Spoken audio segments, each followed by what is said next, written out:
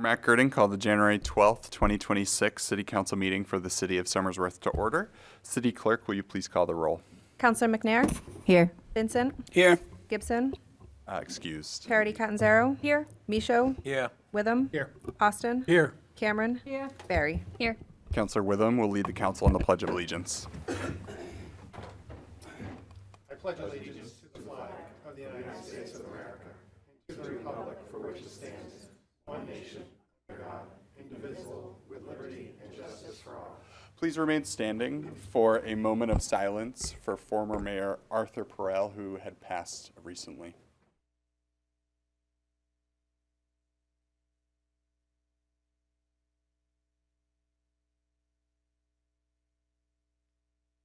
Thank you. All right, next on the agenda is the recognition of our Indigenous people, the Native Ancestral Americans. This meeting takes place on Indokina, which is the unceded traditional ancestral homeland of the Abenaki, Pennacook, and Wabanaki peoples, past and present. We acknowledge and honor with gratitude the land, waterways, living beings, and the Alnabuk, the people who have stewarded Indokina throughout the generations. Item 4 on the agenda are presentations. Tonight we have one presentation from our city engineer, Amber Hall, who will present information about our lead copper rule. I'll turn it over to the city manager to introduce Amber. Thank you, Mr. Mayor. For the benefit of the City Council, you may recall back in December when we had our council orientation, many of you carried forth the questions and concerns you had heard from residents about the November 2025 mailing related to the EPA's lead copper rule. And at that time, we determined it'd be useful to use some real estate during one of these meetings to hear more in depth about the process that has been underway and what the next steps are and the implications for the city. And I've asked City Engineer Amber Hall to do so. And Amber, please. Good evening, Mayor and Council. Amber Hall, City Engineer.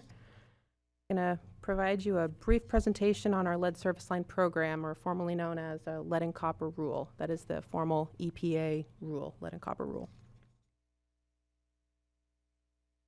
An overview of the presentation this evening. We're going to go over the regulation history, our current regulatory timeline, water service lines, what are they and how are they defined. We'll go over the inventory summary, which is a very large deliverable for this program. We'll go over some cost and funding considerations for this program, as well as staff efforts to date. I've broken this regulation history slide into two sections. On the left is basically everything over the past several decades. This is previous regulations that got us to where we are today. Lead was restricted in our drinking water supply back in 1974 and has been further reduced and restricted, as well as copper throughout the years. In 2024, this is our new regulation on the right. This is what we're currently concerned with right now. This took effect, or takes effect technically in 2027, but we're under the rule right now. There are some major tasks that we have ahead of us over the next number of years. We're required to provide public notice annually. We're required to maintain an inventory of all of the service lines in the city, and we're required to develop a replacement plan by 2037. This is just a timeline summarizing what I just stated. In November of 2024, so last year, our initial deliverable was to develop a baseline inventory. We had to document every single service line in the city, identify the material if we had records of it, the date it was installed, the size, all of this information. And we had to submit that to DES, New Hampshire Department of Environmental Services, and the EPA. That was also part of the initial program, was to send out a customer notification to anyone who had an unknown service material or a galvanized service material. Some of you may have received those letters. By 2034, we're required to identify all the service line materials, and by 2037, we're required to replace anything that's galvanized or lead. Those are our major target timeline. Now, what is a water service line? We get a lot of questions about this. There is one pipe typically that comes from the water main into your home. We are required to identify both sides of that line.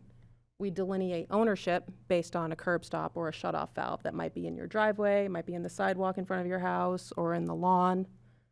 The public side is defined as the section from the water main to that curb stop, and then the private side is delineated by the curb stop into your home or commercial property.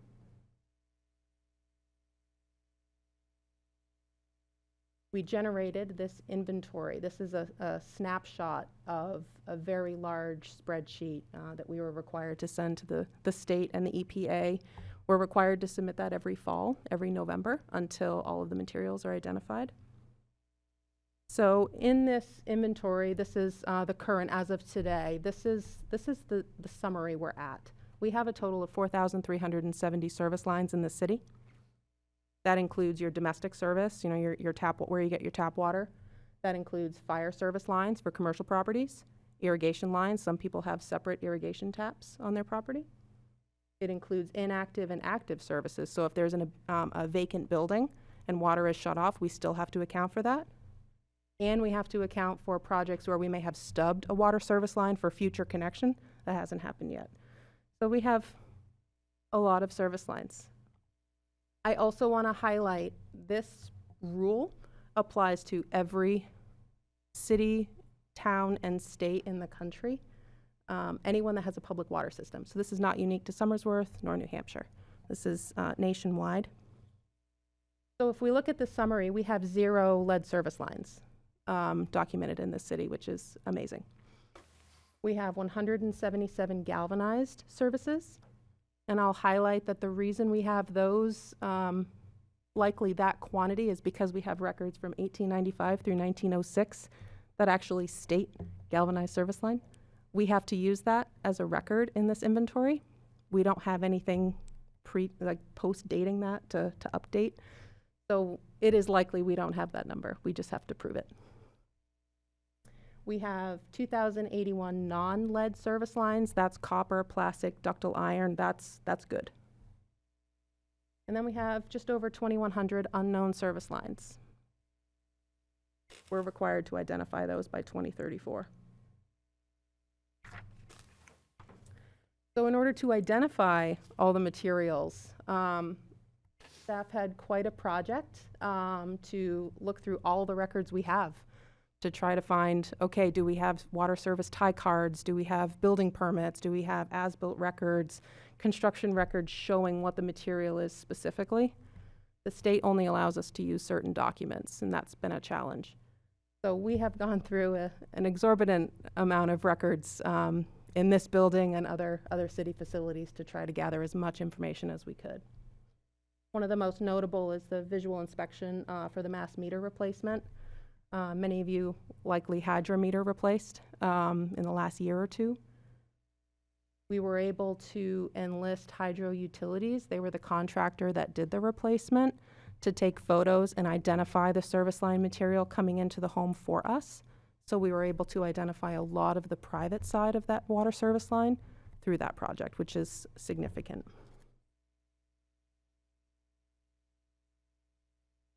Some cost considerations for identification efforts. So really what this means is we have all of these unknowns. We have over 2,000. How do we figure it out? The only way to identify a material is really to see it, and your water pipes are underground. So the only way really to see it is to excavate, to put eyes on it. And that can be expensive. We also want to minimize disturbance. So what we were able to do was reach out to one of our contractors to give us some kind of budgetary numbers on what this really looks like. Hydro excavation is what we're going to propose to be done, which is a very localized excavation area just over the curb stop. So if we can have them hydro excavate that, we can put eyes on the material on both sides of the curb stop and check a box for that property and move on to the next. That's a significant cost, that $1,800 per excavation. That includes the excavation, traffic control. That's basically having a contractor do the majority of the backfill and restoration. I think there's opportunities maybe to work with that and maybe reduce that number, but budgetary number, we're looking at about $4 million to identify our remaining unknowns. Other funding considerations, we did apply for a $60,000 grant through DES.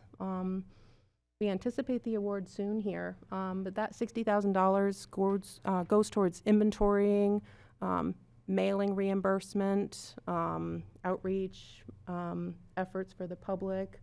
It doesn't cover construction costs, so we're still left with that $4 million. So the next item is the Drinking Water State Revolving Loan Fund. They do have a lead service line loan option with a significant principal forgiveness rate at 66%. You may remember we moved forward with 2 other SRF loans for drinking water for Main Street and the water treatment plant at 30 and 40% principal forgiveness. So that is much higher. All of this work would be proposed to be done through the Water Fund, Enterprise Fund. And currently in the CIP, we've proposed $350,000 per year to try to tackle this in little bites. If we were to move forward and propose this loan, we could do that quicker. That wouldn't necessarily need to be a 10-year program. We would propose a borrowing resolution with Finance Committee and Council potentially in the near future. And I want to highlight just the staff efforts to date on this. On November 21st, we mailed out over 2,400 letters to customers. Again, some of you may have received this. Those go to the unknown service line properties as well as the galvanized service line properties. The billing clerk downstairs has taken the major brunt of phone calls, concerns, and questions from the public. It's been a very big part of her job, and she's done an excellent job with alleviating concerns and answering questions. The letter I have an example of on the right here. It's a document provided by the state that we were supposed to use, but I know it can appear a little scary. People see lead and water in the same sentence, and that can elicit some fear. But there is nothing to fear. This is just information for you and for the residents that received this. There is an option in here if a resident or any of the public is concerned. The state has free water test kits available. You can receive that by contacting the billing office. I know a number of people have called for them already. We want to highlight that the city's water supply has consistently received a non-detect level of lead in the drinking water supply for several years. So there is no detectable lead in the public water supply. As far as our next steps, as I mentioned previously, every year until all of the materials are identified, we're required to send a customer notification if it is unknown or galvanized. We're required to send an inventory update annually. This occurs in typically November, December. And ongoing identification. Anytime our water department staff are doing a service call, work order, if we have a water main break, any type of excavation and we can put eyes on a service, we're documenting it. So we're working constantly to update our inventory and minimize the unknowns we have. And with that. Thank you. I'm going to have City Manager close us out, and then we'll do discussions. I hope we have some questions, and I just want to acknowledge first that the tremendous effort of complying with this EPA rule.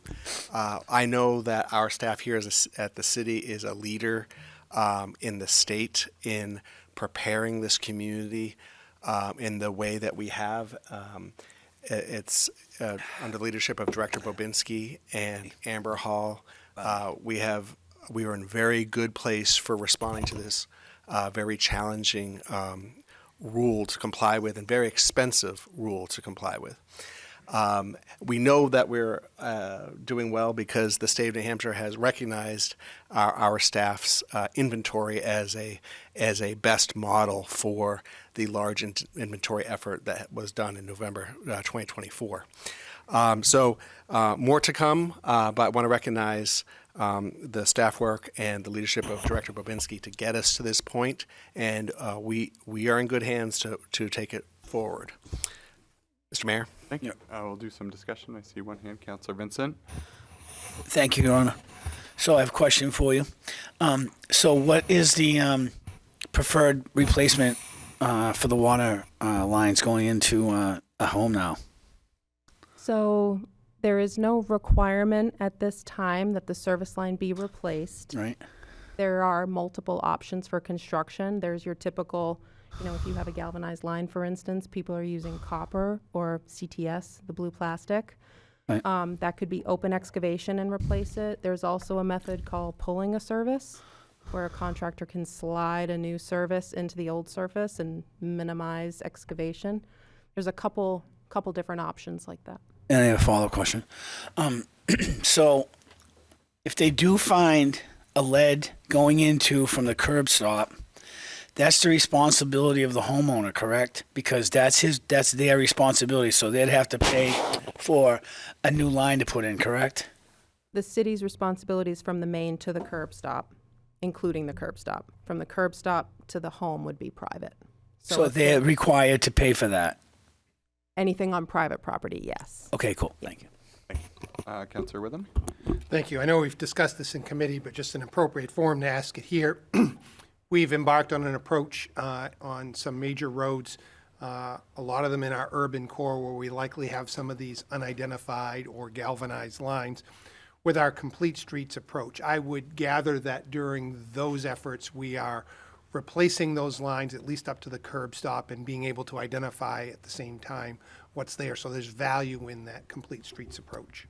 We did that with the Constitutional Way. We actually did that with Cemetery Road.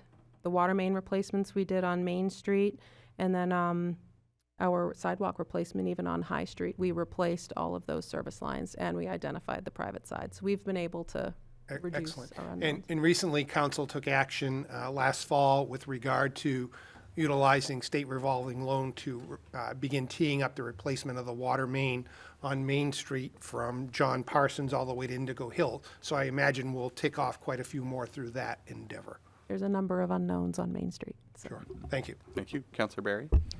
Kind of going down the same road, as if we have to pay that $4 million, which it sounds like at least some of that is going to happen to identify these, are we thinking that we might identify and replace at that time, since it's already halfway dug? I understand it would probably be a very small hole just to identify, but is it worth not refilling a hole that eventually we're going to have to dig up anyway? Is there a plan around that kind of action? Like if we have a bunch on Main Street that we would want to identify like a section and just take care of at that same time? Yeah, I'd say that's on our minds on the best way to make that happen. We certainly don't want to excavate twice if unnecessary. So it's required to be replaced if we see lead. That is an immediate need to be replaced. The others, we have time to plan a replacement, so we'll have to look into that, the best way to do that.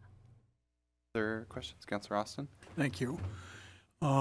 So just a couple of clarifying questions, Amber, if I might. First of all, the 2,100 unidentified services that we have right now, as we identify those and they don't have any lead involvement, they drop off the list, right? And those customers won't get any more letters or any more correspondence about that. Correct. Anyone that has a copper or plastic or ductile iron or any other material other than galvanized or lead will not get a letter.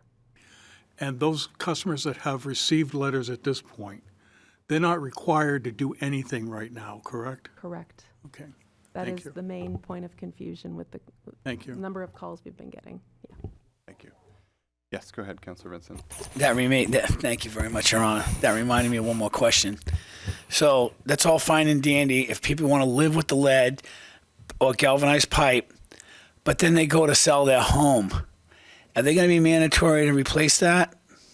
I don't have an answer for that, but I don't believe the EPA can mandate that at this time.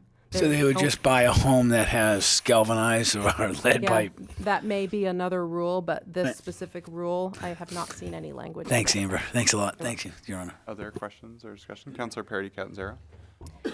Yeah, is there anything that a homeowner who would want to help reduce the costs of the city could do to identify? I know I saw on the letter that I received and up there that you can call to sort of do a test on your side, but would that save the city from at least half of that equation of identification? Possibly. I would say the majority of the unknowns we have are actually on the publicly owned portion of the service line, which is typically in the road. Although there have been residents who've called and sent photos, they've done, the QR code on that notice provides some links to instructions on how to identify it yourself. Residents can, and the public can certainly do that, but the majority of the unknowns are on the city side, unfortunately. Got it. Thanks. Thank you. Other questions, discussion? All right, seeing none. Thank you so much. Really appreciate it.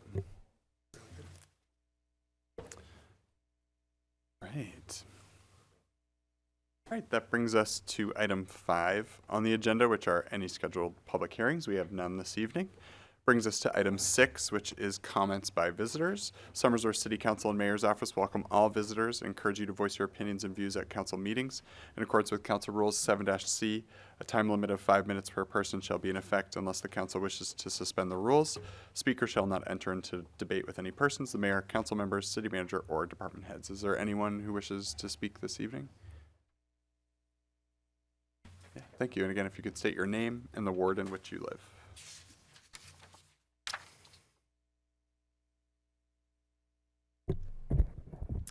Richard Brooks, 18 Linden Street, Ward 1.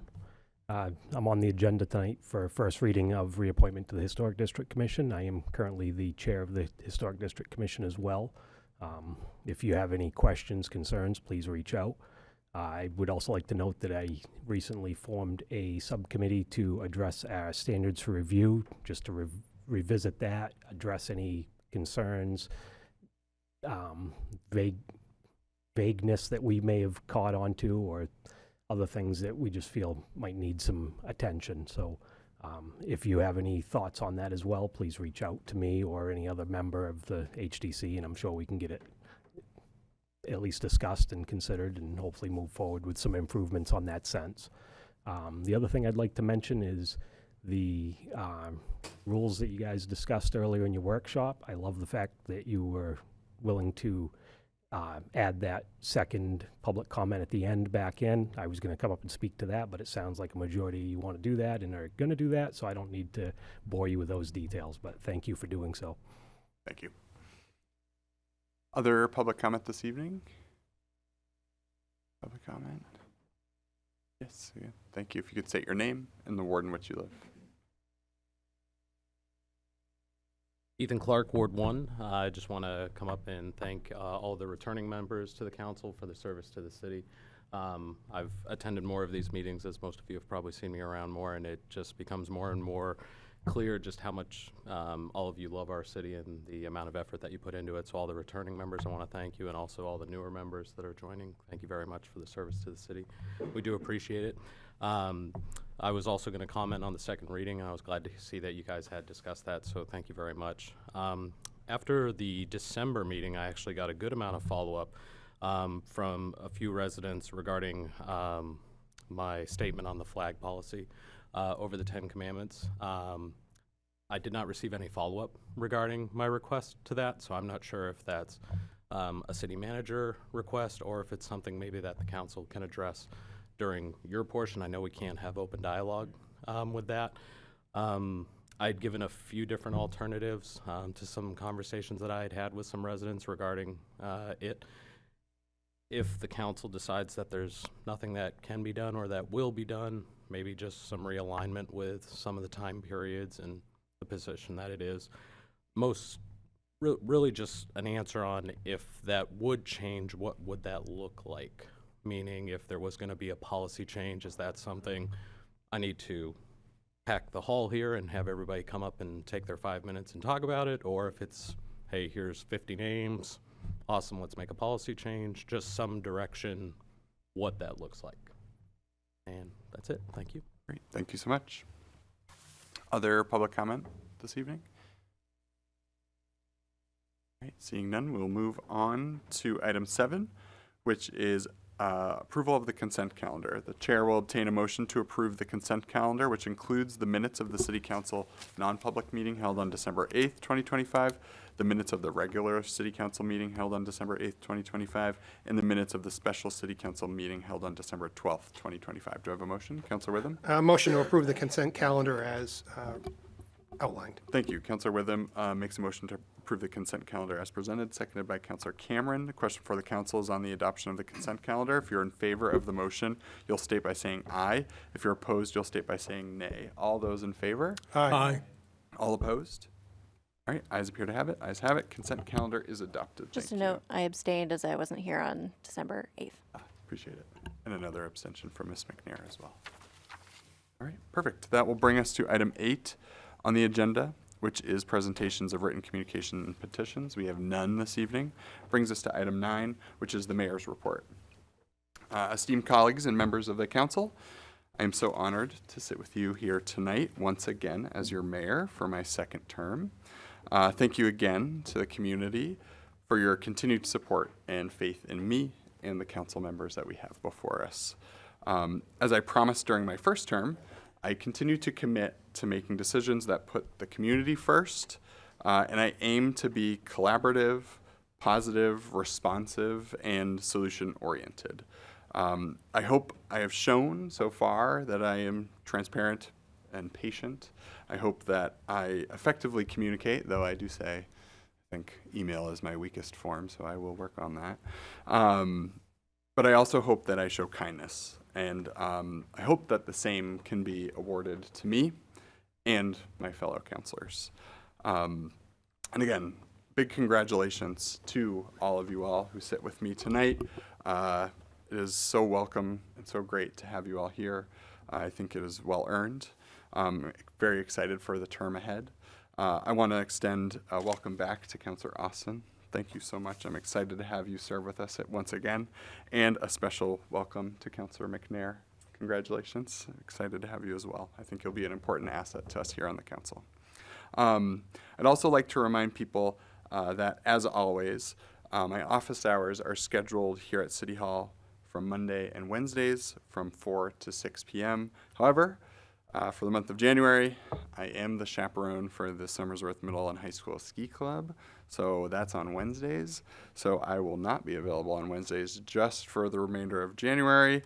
And if we happen to have a snow day on a Wednesday in January, then it might be the first week of February. But otherwise, I will have those as my normal office hours like they have been.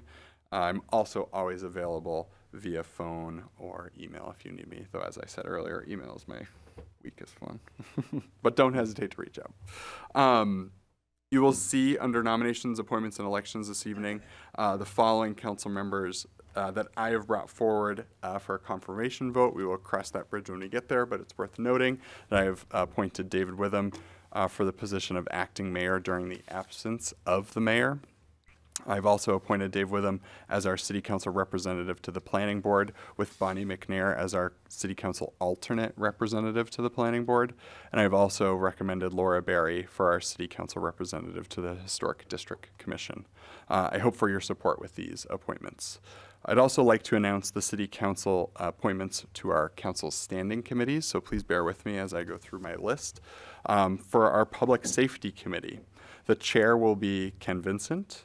The vice chair will be Laura Berry, and then we will have Crystal Parity-Catanzaro and Don Austin serve as well.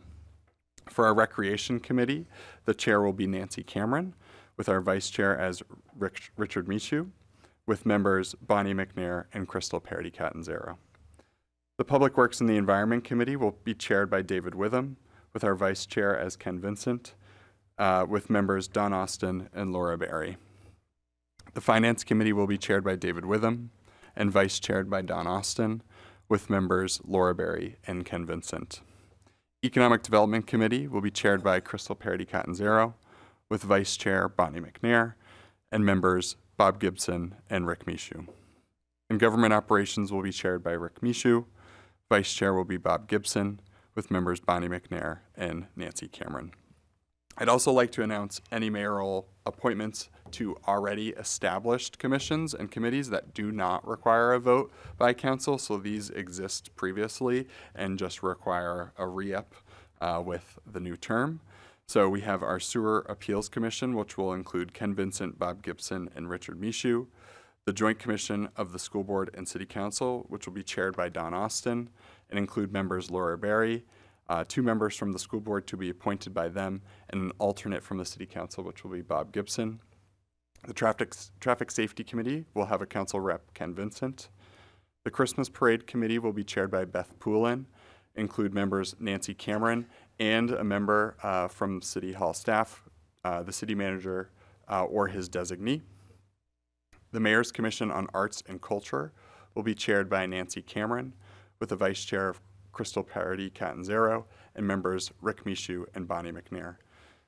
The Housing Task Force will be chaired by the mayor and include members Bonnie McNair and David Witham from council, and then representatives from the Somersworth Housing Authority, Zoning Board, Planning Board, HDC, which will be chosen by those groups, and then 2 citizen representatives who are Elizabeth Nguyen and Ken Ferrer, as well as a representative from the Seacoast Workforce Housing Group.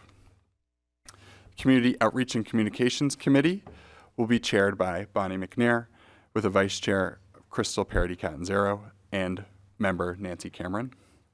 The Historic District Advisory Committee will be chaired by Laura Berry and include councilors Rick Michaud and Bob Gibson, and 2 members from the HDC to be chosen by the HDC. The High School Fields Committee will be chaired by David Witham and include the mayor, a school board representative, the superintendent, the high school football coach, Festival Association representative, the athletic director, facilities director, and representatives from Somersworth Boosters and Music Program. And our school board representative will be Don Austin. I would also like to announce the formation of a new mayoral commission and the appointees therefor.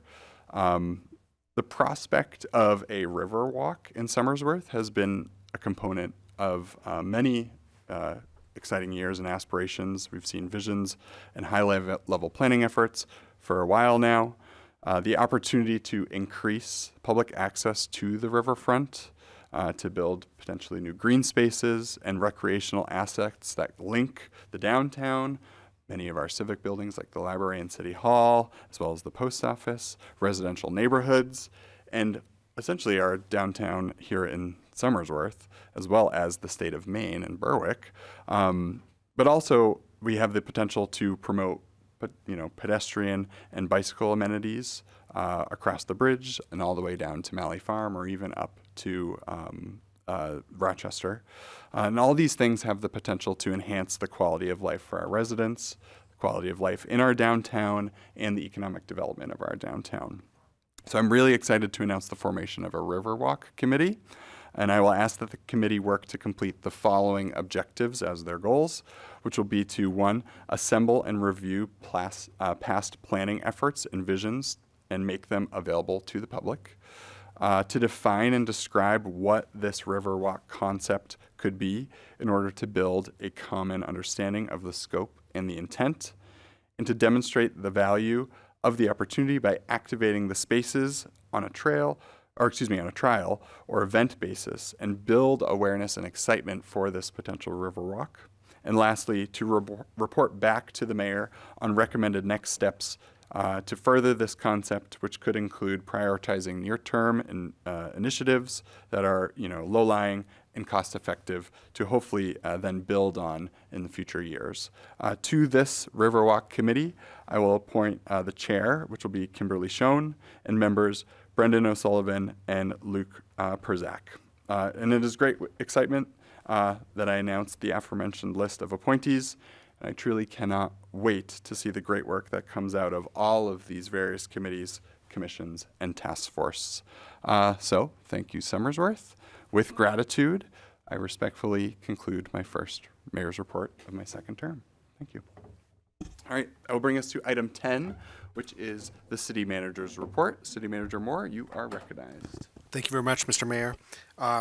I'm simply going to speak to highlight and emphasize some of the informational items that are included in the city manager's report. A is to bring to your attention the staff initiative to bring more grant funds into the city for the purposes of historic infill design guidelines, furthering one of the key master plan deliverables that were raised in that master planning process. Also, I want to assure you that the staff has been proactive in following up on the specific concerns brought to our attention, the City Council's attention, the Traffic and Safety Committee's attention related to Old Rochester Road. In your memo, in your packet, there's a detailed memo from Director Bobinski outlining the meeting we had with several representatives from NHDOT.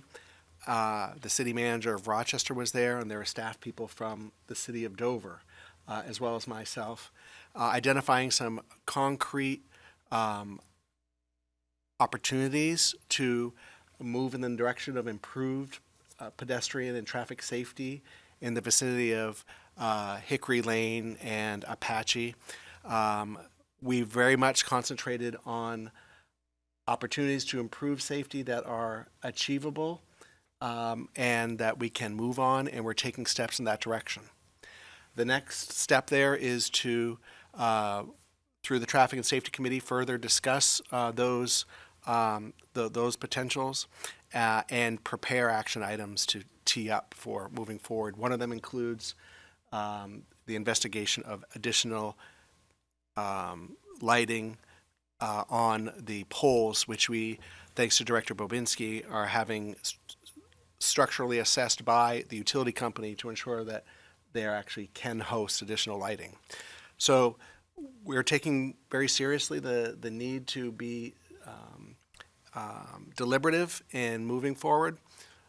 You can follow the Traffic and Safety Committee business and later on probably Public Works and Environment when it comes forward to perhaps taking on the expense associated with additional street lighting, electricity costs. We will research and bring to your attention the hardware costs for that as well. I want to thank the people from the public who have continued to advocate for these improvements, and they also know how to follow our progress. I also want to bring to the public's attention the less glamorous topic of the use of wipes, cloth wipes, and what they do to our sewer system. We have two stories that I can distinctly recall in the last month of where these wipes have led to the need to emergency call-outs, expensive equipment being brought on site, and sewer disruptions for the customers in the vicinity of the clogs that these wipes create. We've got a flyer for the public emphasizing the destruction that these wipes cause in our sewer system, and we would like to ask for the public's cooperation in avoiding putting those down the drain. Along those lines, the Public Works Department had 10 call-outs in December for snow and ice events, 10 call-outs in 1 month. When you throw on these other disruptions to sewer lines, it becomes a brutal winter. It makes a brutal winter even worse. So we would sincerely ask for the public's cooperation in helping us support our staff and our infrastructure.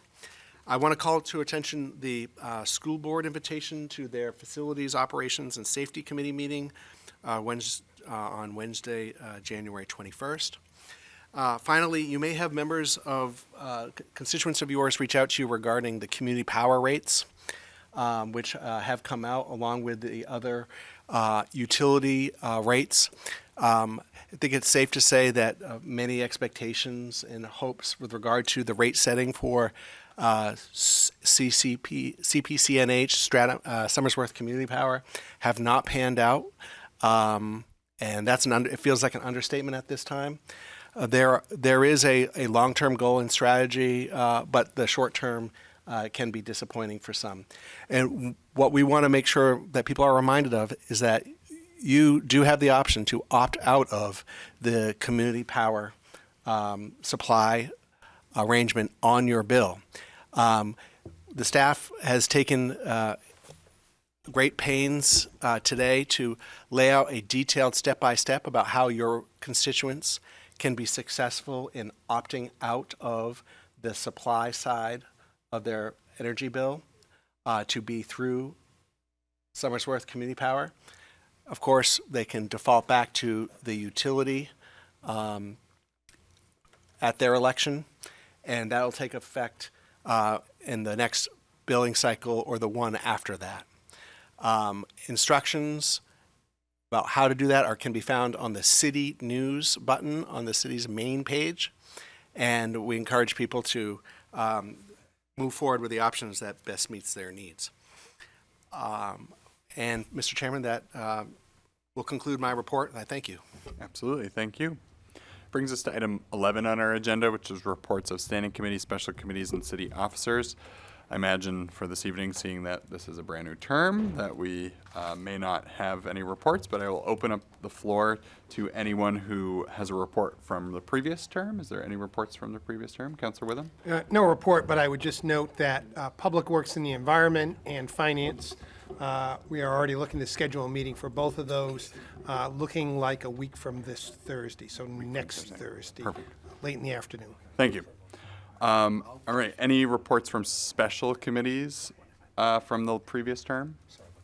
Fine. All right, seeing none. Any reports from city officers? I'll open that up as well. Seeing none. All right, that will bring us to item 12, which is nominations, appointments, and elections. Under nominations requiring council confirmation vote, first up we have a mayoral nomination of acting mayor during the absence of the mayor. The nominee for this is David A. Witham. What are the wishes of the council?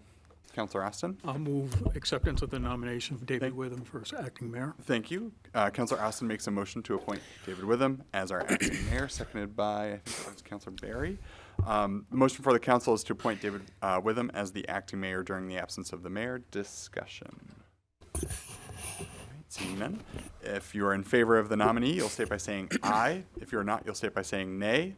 All in favor. Aye. Aye. All opposed. All right, ayes appear to have it. Ayes have it. Nominee is accepted. Thank you. Next up, we have. Point of order, Your Honor. Yes. I'm sorry. While you were doing committees, I had to go over and ask the city manager a question, but I have a report for special committee about traffic safety. If that's something that we can go back to. I have to be honest with you. I left, not that I wouldn't be. I left my paperwork at home on the hurry to get out of here because I was running late. Why don't you update us at our next meeting when you have your paperwork? I think that would be totally fine. If that's I really appreciate that. Thank you very much, Absolutely. Yep. Your Honor. All right. Next up, we have the mayoral nomination of City Council's representative to the Planning Board. The nominees are David A. Witham as representative and Bonnie McNair as our alternate. What are the wishes of the council? Councilor Cameron. Make a motion to nominate I make a motion to nominate David Witham and Bonnie McNair. I'll second that. Right. We have a motion on the floor by Councilor Cameron and a second by Councilor Vincent. Motion for the council is to adopt David Witham as representative and Bonnie McNair as alternate representative to the Planning Board. Discussion. Seeing none. If you're in favor of the nominees, you'll state by saying aye. If you're not, you'll state by saying nay. All in favor? Aye. All opposed? All right, seeing none, the ayes have it. The nominees are accepted. Next up, we have the mayoral nomination of City Council's representative to the Historic District Commission, which is Laura Berry. What are the wishes of the council? Councilor Cameron? I make a motion for Laura Berry to be nominated. All right, Councilor Cameron makes a Second motion that. to appoint Laura Berry as council representative to the Historic District Commission, seconded by Councilor Vincent. Motion for the council is to appoint Laura Berry as our council representative to the Historic District Commission. Discussion. All right, seeing none. If you're in favor of the nominee, you'll state by saying aye. If you're not, you'll state by saying nay. All in favor. Aye. All opposed. All right, ayes have it. Nominee is accepted. Thank you. Under nominations, appointments, and election, in accordance with Council Rule 17 appointments, the following nominees are up for nomination this evening. We have Richard Brooks for reappointment as a member of the Historic District Commission for a term of 3 years. The nominee will stand in nomination until our next regularly scheduled council meeting.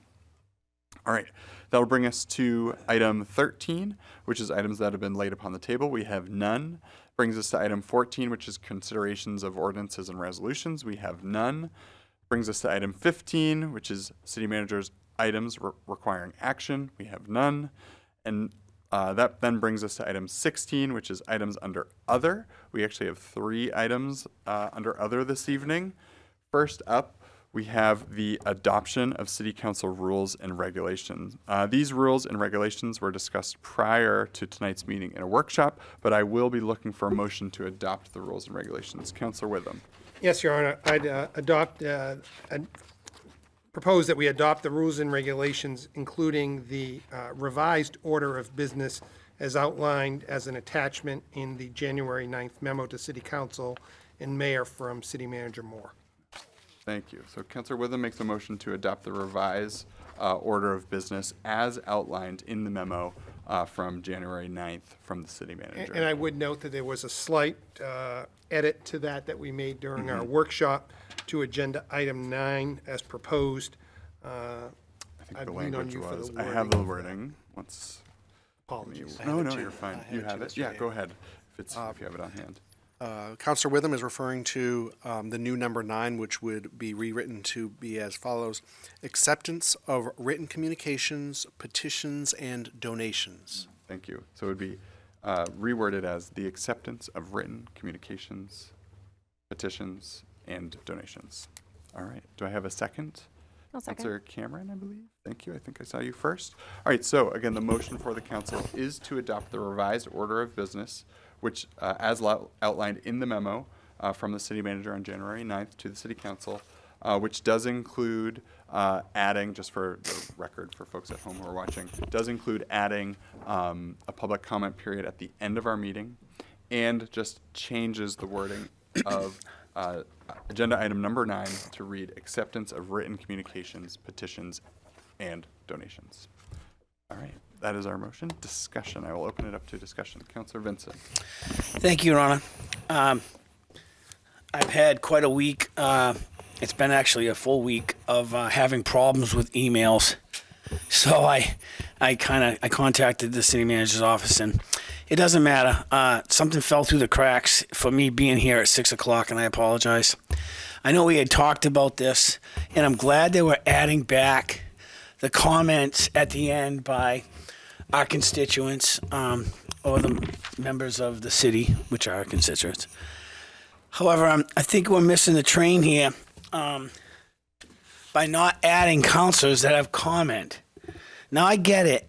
We get to go in, we open this up for discussion, but there are some things that come up when somebody from the public wants to stand there and say something, when the next move would be a comment by a counselor that could put them at ease just by acknowledging, instead of them having to wait for the whole meeting to have, it could be an hour and a half, could be 20 minutes, but to wait all through the meeting for us to comment at the end.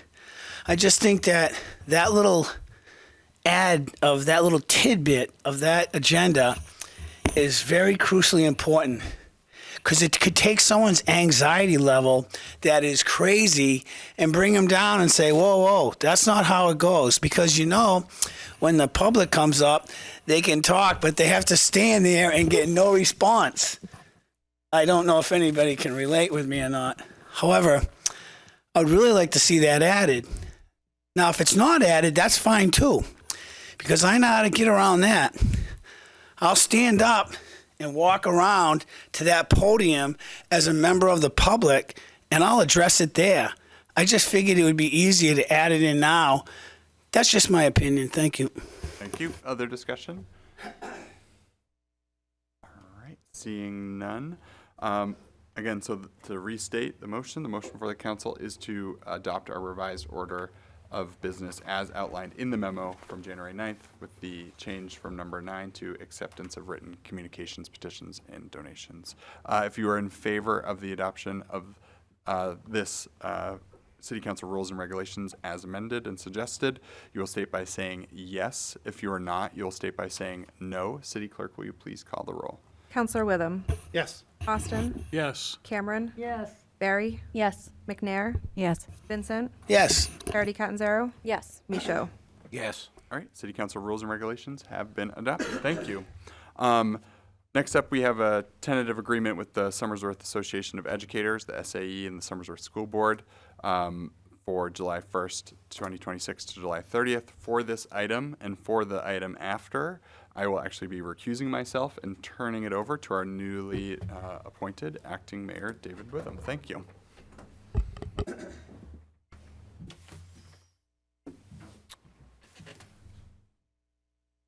First item for action by the City Council is item B under Other, which is the tentative agreement between the Somersworth Association of Educators, identified as SAE, and the Somersworth School Board for a period of July 1, 2026 through June 30th, 2027. In essence, a one-year contract that we are seeking to ratify here this evening. Discussion. Councilor Parity Catanzaro, you're recognized. Would this be the place to make a motion and then Yes. discuss? I'll make a motion, vote to ratify the tentative agreement. Councilor Parity Catanzaro moves that the tentative agreement with SAE be ratified. Is there a second? Seconded by Councilor McNair. Further discussion. Councilor Vincent. Thank you, Your Honor. So I don't like this at all. It doesn't mean I'm not going to vote for it, though. I just want to bring up some points. So this increase could be $800,000. On top of it, we have to absorb, we haven't seen it yet, but I'm only predicting that the school system is going to need $700,000 to $800,000 for the insurance increase. On top of that, we have in less than 24 months, we have a $700,000 increase. And if I'm wrong, please point it out. A $700,000 increase on trash pickup. We have a $2.3 million piece of fire wrappers coming. And I'm not sure if we're going to attack that in part of our budgetary issues. We haven't quite seen it yet. The city manager has until March to put that all down. My point being is this, is look, when you take $11,000 and you divide it by those numbers, that's 1 cent on the tax bill. $11,000 increase is 1 penny. You better keep an eye on what's going on here. We're early into the year. We just came through last year with one of my constituents, $1,700 increase on their taxes. Look, we can have everything we want. Just don't price yourself out or put us in a position that we're going to have problems. I just think that you councilors need to really think about this deeply. There's a lot to it. The teachers got a pretty good increase along with the rest of the city last year and the year before. Don't worry. All these other people in the departments are going to be knocking on the door this year for contract negotiations. So you're going to pass this tonight for this 5%, but I'm just telling you, pay attention to what you're doing. And I don't want to insult anybody and say they're not, but it's a friendly reminder here. We got to look out what we're doing. If we don't, we're going to run into problems. Thank you for listening to me. Thank you, Councilor Vincent. Councilor Barry, you're recognized. I would like with, hopefully there's no objection, to bring up our Superintendent John Shea to discuss this and the next item a little bit more in depth about. Without objection for the superintendent? Sure. Superintendent Shea, thank you.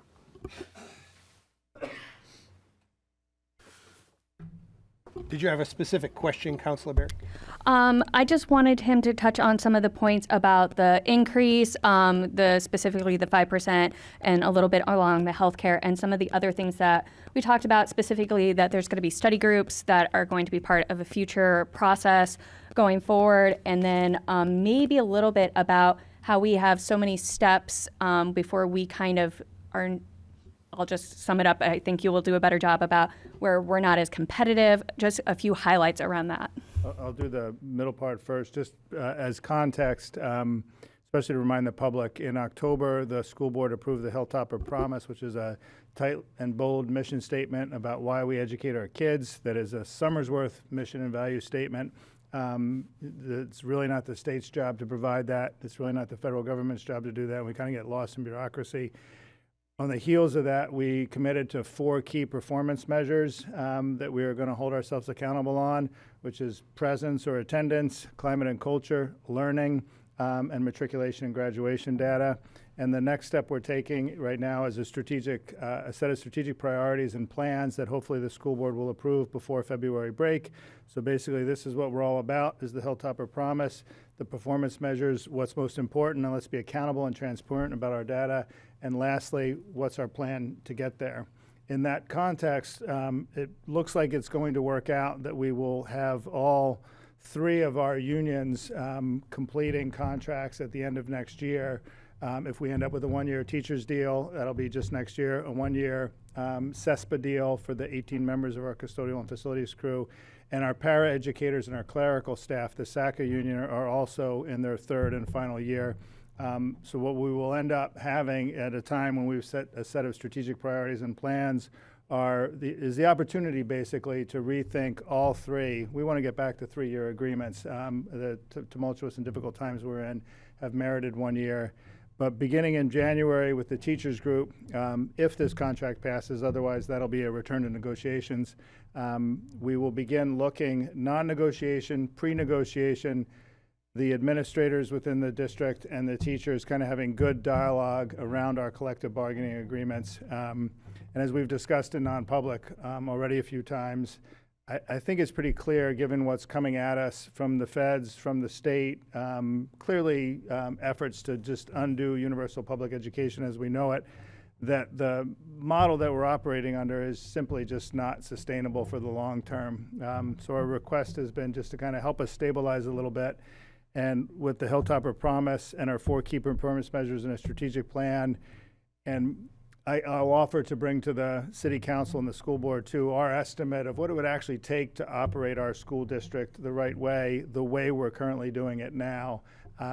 Maybe so we can all nod our heads and say this isn't going to happen, and maybe we need to rethink things significantly.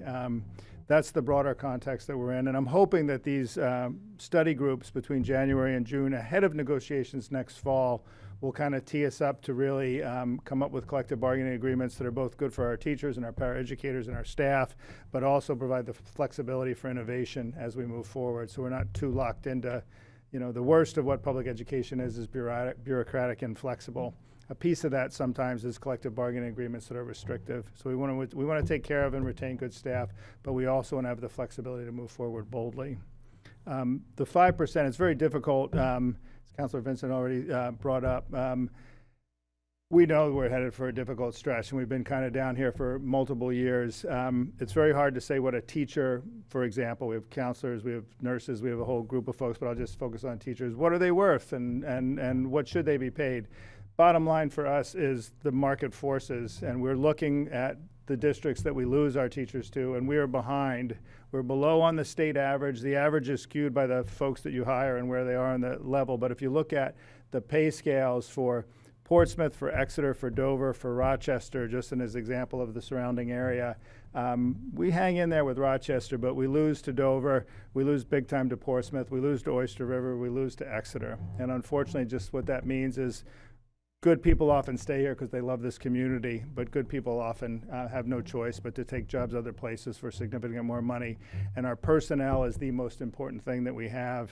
And to be honest, in our teacher negotiation meetings last go around, I think we had a good frank dialogue about every year it's kind of been a battle of not paying enough and facing all the downside of that.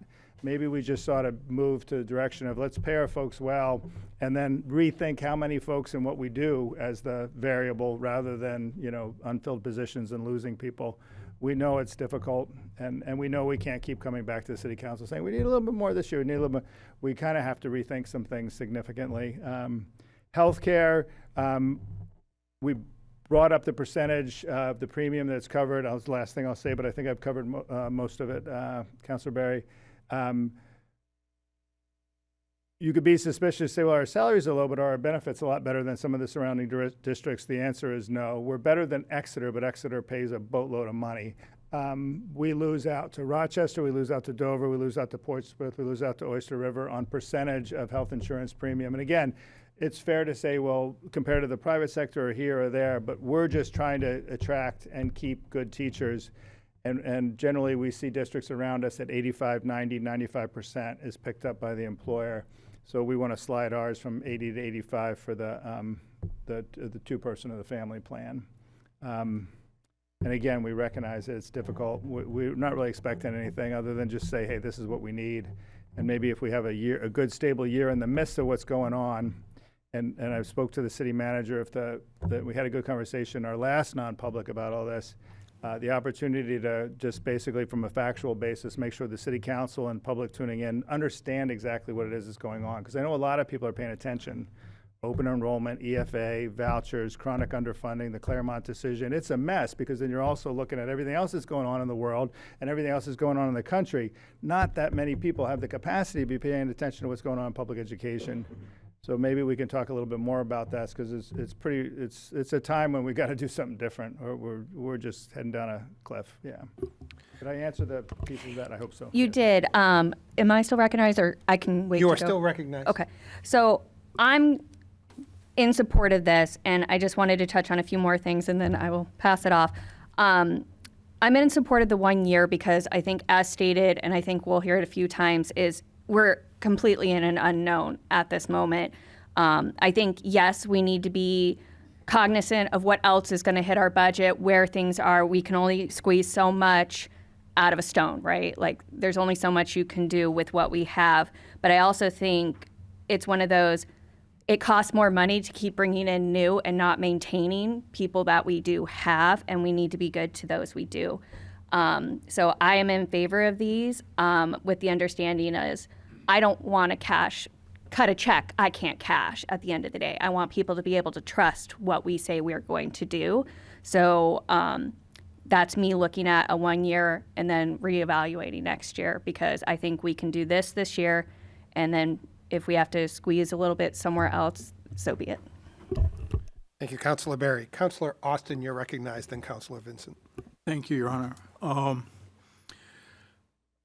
remember a time several years ago when we had really good relationships between the city council and the school board. And I'm sensing this is another opportunity to rebuild that relationship and work together as a community. The city can't survive without the schools. Schools can't survive without the city. There's no reason we shouldn't be working together and keeping those lines of communication open. And, just continue to be informed about things like you're talking about the rethinking the whole process, going global and think about how we deliver educational services. I think that's an important discussion, and I think that the community at large would benefit from, periodic updates about how that's going. I know the council would be very interested in hearing those kinds of updates. In my newly appointed role as representative to the school board and chairman of the Joint Commission, I think there's an opportunity there to reopen that relationship building facet that hasn't really been present in the last few years. I look forward to doing that, and so I agree that if we were just talking about the 1 year contract and having another 1 year contract next year and next year, 5% seems like a lot in this year, given what the current CPI rate is and the other things we're going to have to deal with during the budget cycle. But you make a very strong argument for this gives you some flexibility and time to look at that more global structure and see if there's a better way to do things. So I will be in support of both of these agreements. Thank you, Councilor Austin. Councilor Vincent. Thank you, Your Honor. And, Councilor Austin, I can't agree with you 100%. I mean, I agree with you 100% that I still think that the relationship is still good. I think we might have had a little dip there, but I still think it's good. And, John, you're doing a great job, you and your staff. Very good. Oh, yeah, I see you over there in the shadow. I see you. Yeah, very good. I have no problems. And I just want to re-elaborate. I'm not against this. I'm just a guy who has to point out the picture sometimes. We get a little lost sometimes, and I don't mean that in any disrespect towards anybody. You know, sometimes you'll say something and it'll trigger something. I just, I hope it all works out. And I want the best for the school. Sometimes when we give you these increases, though, I think, what's this going to do to his budget? Because that's like a fixed cost. You know, wages and benefits are fixed cost. So when you go to put all your budget together, as much as that grows, you want to try to get more as you can from the city. You lose at one end. You know what I'm saying? So I just hope that doesn't affect it too much. But, I'm going to support this. I just wanted to bring out to some people, and kind of look at the big picture that, hey, we got a lot of big items coming up. Thank you. I would just say, I think it's a reflection of prioritizing compensation for the most important assets we have in the district, period. And we realize there's going to be repercussions, but we think that's a good starting point. Yeah, to that end, and then I'll recognize you, Councilor Cameron, just to piggyback on that thought that you started, Councilor Vincent.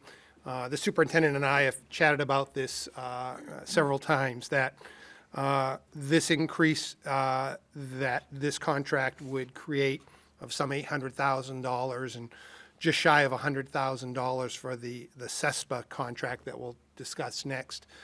We'll call it $900,000 impact.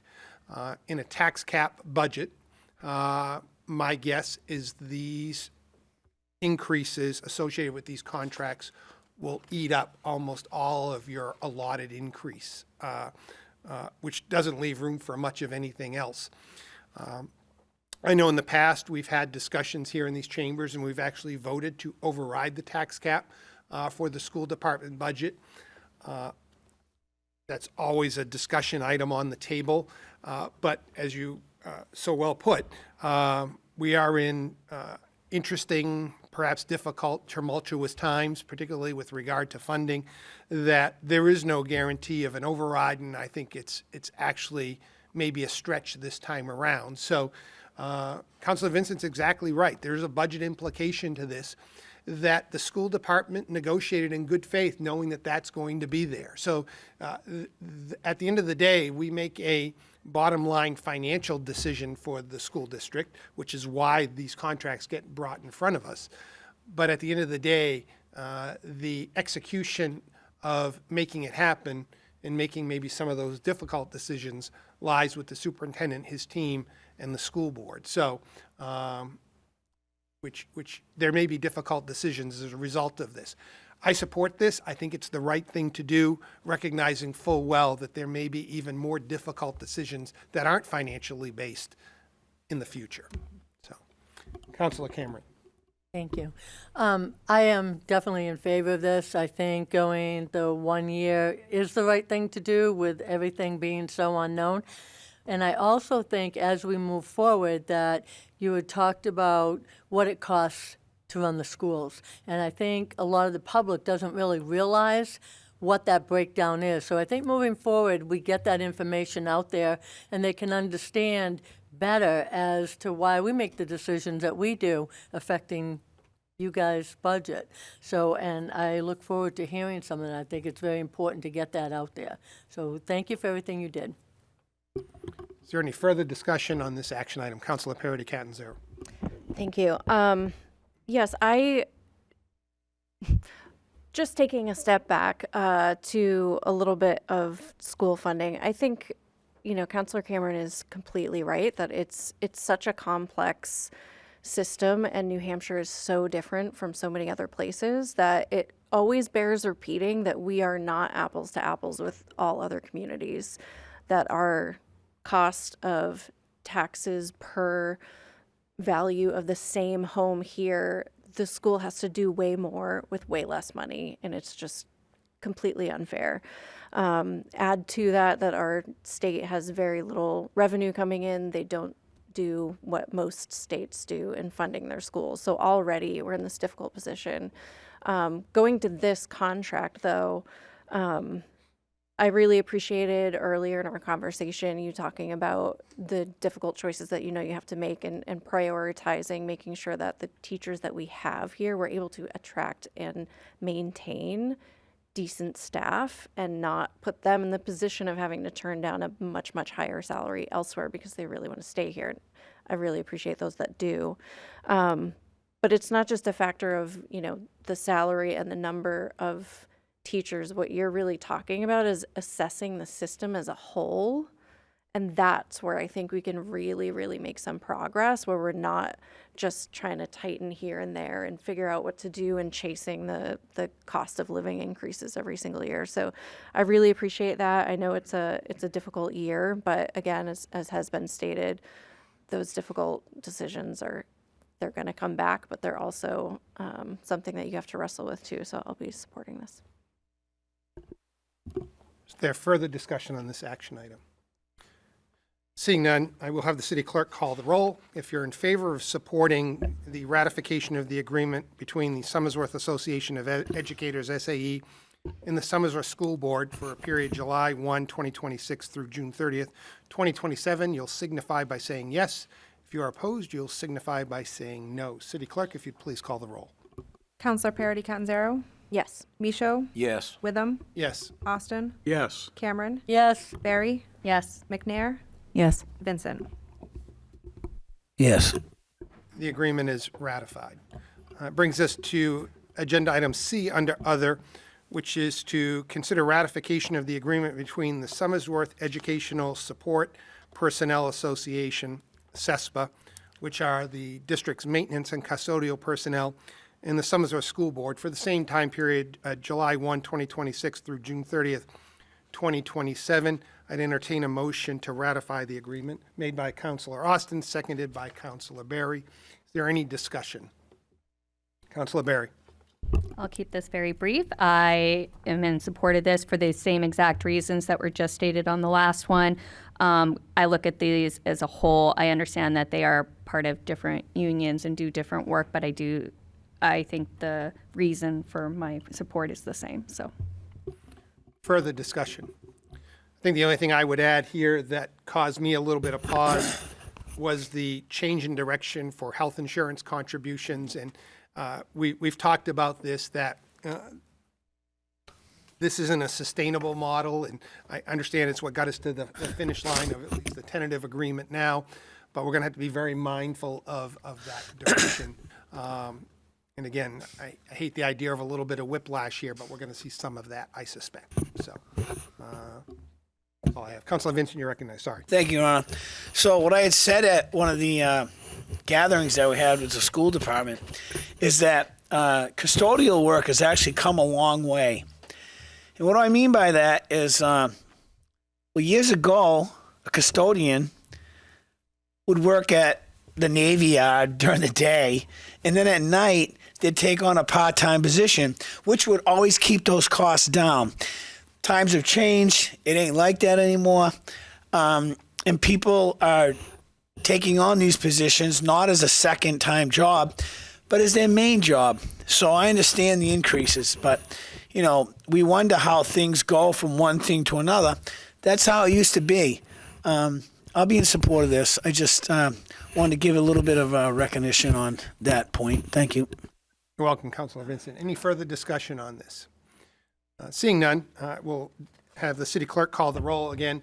If you're in favor of ratification of the agreement, you will signify by saying yes. If you are opposed, you will signify by saying no. City clerk, if you'd please call the roll. Counselor Austin, Yes. Cameron, Yes. Barry, Yes. McNair, Yes. Vincent, Yes. Sorry. Parity Catanzaro, Yes. Michaud, Yes. Witham. Yes. The agreement is ratified. And that'll conclude our agenda item other, and I welcome the mayor back to his seat.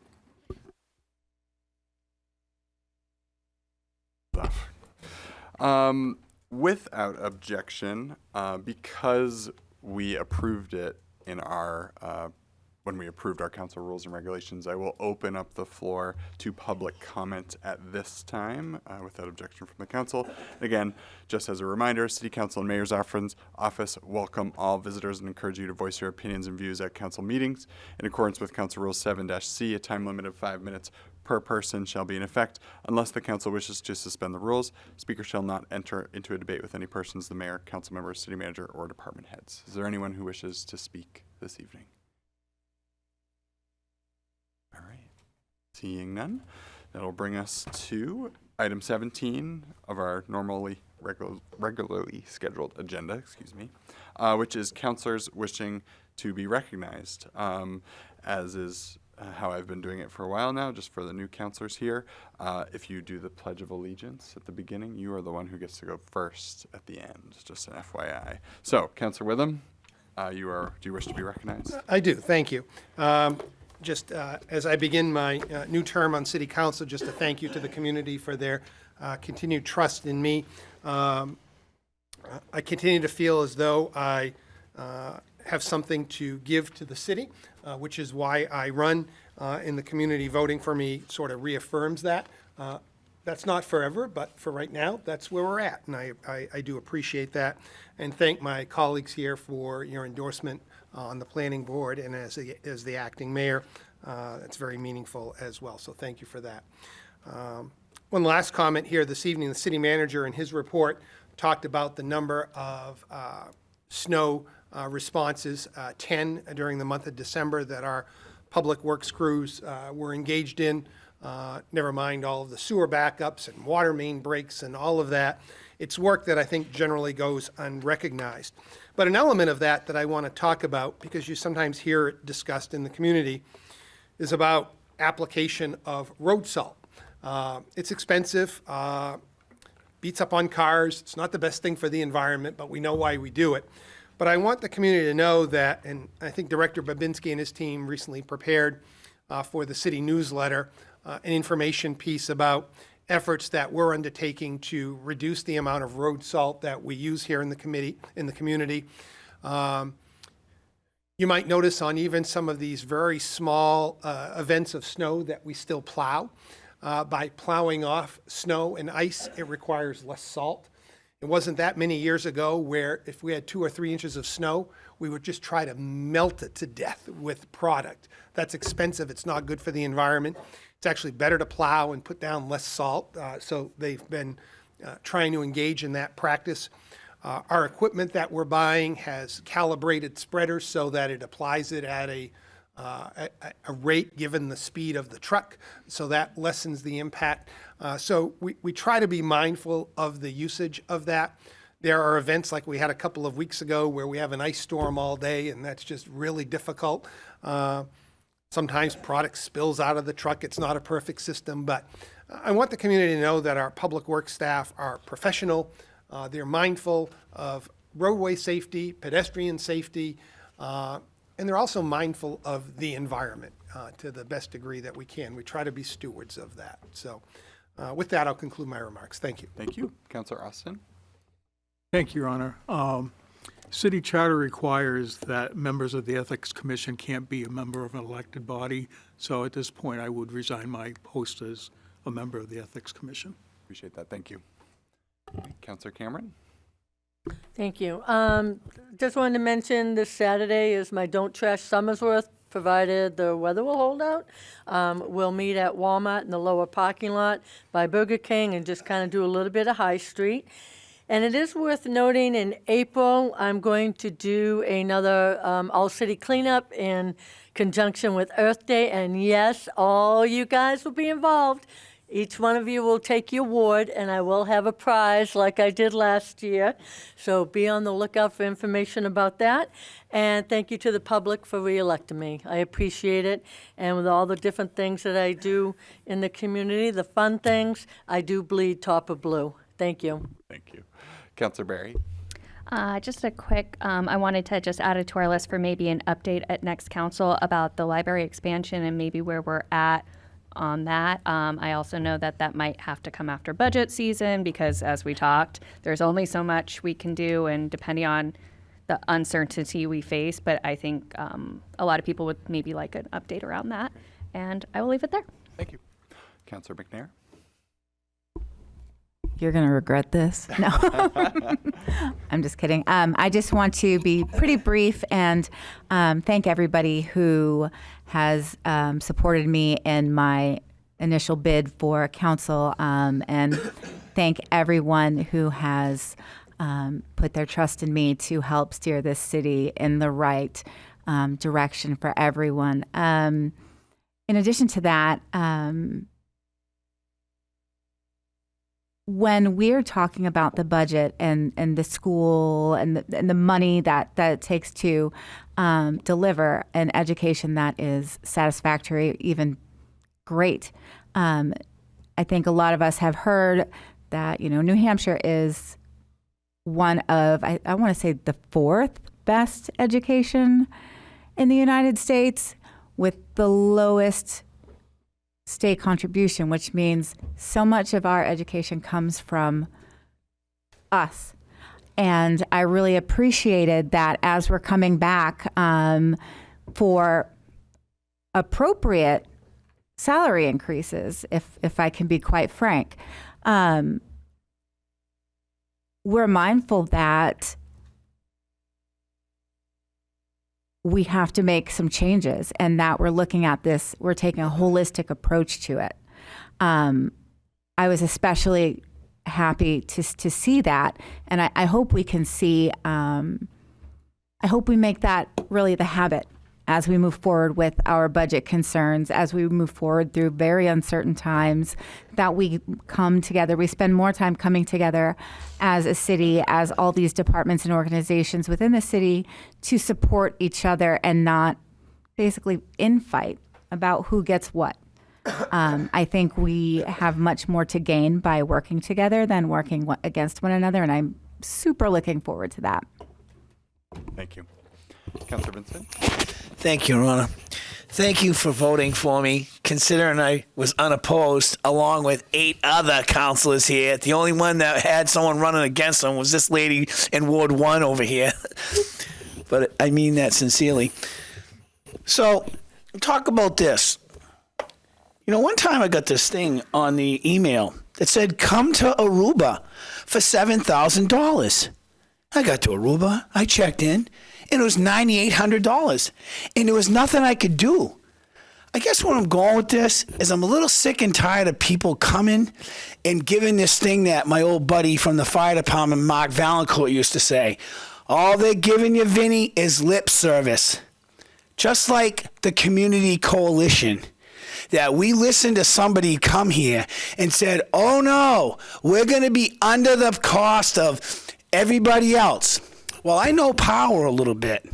I sat on the power commission for the state of New Hampshire through the State House, Science, Technology, and Energy. And I learned a lot on every year, ISO New England, they run the power, we have to bid for it, and blah, blah, blah, blah, blah. I'm tired of lip service. And I think that's what we're getting. And it's happening throughout. People just say, oh no, we're going to save you money. Well, I opened my bill and it was 2 cents more than the default power rate. What does default power rate mean? It means Eversource. If you decide not to take a power company, you get defaulted to Eversource, which was 2 cents cheaper per kilowatt. I hate having the wool pulled over my eyes. I hate that because I take people for what they say. I'm not going to lose that thought, okay, or that sight, because I still believe there's good people. But we've been sold a bill of goods that aren't so good. And a lot of people came out and asked questions. I had good people tell me, oh no way. No way. This is going to be good. We can't lose. Well, we just lost. I'm hoping we get it fixed. Thank you. Thank you. Councillor Parity-Catanzaro? Yes, thank you.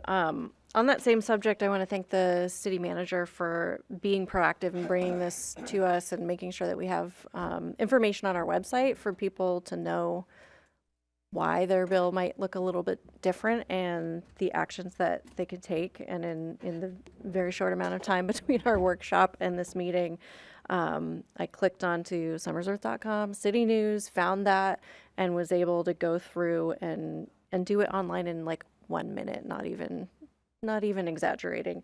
All you need is your Eversource account number, and you can just go in and opt out. Unfortunately, I say, because again, I was thinking this was a really good thing too, and I hope that things turn around, but costs are going up for everyone.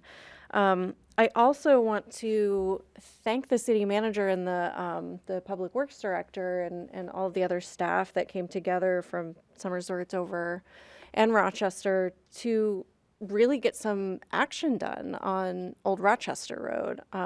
That's really inspiring and uplifting to me when I saw that in the report that was sent out, that constituents came here and they asked questions and we weren't really even sure what we could do because it's a state road, but action was taken. And that's really exciting. And I just want to recommend to the mayor that we make sure to, I think you got their contact information, just make sure in case the residents aren't watching that they know things are in the works already. And I know we'll continue to work on them. And also, in case you missed it, the inauguration was a beautiful ceremony. Thank you, Mayor Girding. And I just wanted to make sure that folks heard your wonderful new initiative that you're launching, that I'm sure we will hear more about, the What If initiative, where you've repurposed a line item from the mayor's budget, your travel line item, and instead of going other places, looking at giving out small grants to the community who have something to imagine. And so that's been really inspiring. I heard people talking about some really fun ideas already. And finally, welcome back, Councillor Austin. It's great to see you. And welcome, Councillor McNair. It's very exciting to have you here with us. And as Matt said, I know that you bring a ton of value. You're technically up here new, but you've been here with us for so many meetings. It feels like you're a part of the crew already. So thank you. That's all I have. Thank you. And Councillor Michoud. Thank you, Anna. I just want to thank the voters of Ward 5 for allowing me to represent them for 2 more years. Thank you. All right, thanks so much. All right, brings us to our last agenda item, which is adjournment. Councillor Vincent moves that the City Council stand in adjournment to our next regularly scheduled meeting, seconded by Councillor Barry. Question for the council is adjournment. If you're in favor, you'll state by saying aye. If you're opposed, you'll state by saying nay. All in favor? Aye. Aye. All opposed? All right, we are adjourned. Thank you.